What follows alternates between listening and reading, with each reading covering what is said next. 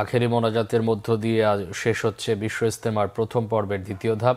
আখেরি মোনাজাত পরিচালনা করবেন মাওলানা মোহাম্মদ জোবায়ের। ইজতেমার সার্বিক নিরাপত্তায় কাজ করছে পুলিশ সহ বিভিন্ন আইনশৃঙ্খলা বাহিনীর সদস্যরা। ফজরের নামাজের পর থেকে বয়ান করছেন ভারতের মাওলানা মোহাম্মদ ফারুক। বাংলায় তর্জমা করে শোনাচ্ছেন মুফতি আমানুল হক।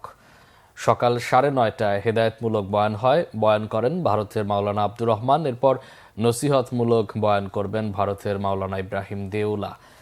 দুপুর 12টা থেকে 12:30টার মধ্যে হবে আখেরি মোনাজাত। এ ধাপে 22 জেলার মুসল্লিরা 40টি খিত্তায় অংশ নিচ্ছেন। আখেরি মোনাজাতে মুসল্লিদের যাতায়াতের সুবিধায় 11টি বিশেষ ট্রেন ও বাড়তি বাসের ব্যবস্থা রাখা হয়েছে। টঙ্গী স্টেশনে সকল ট্রেনের যাত্রা বিরতি থাকবে।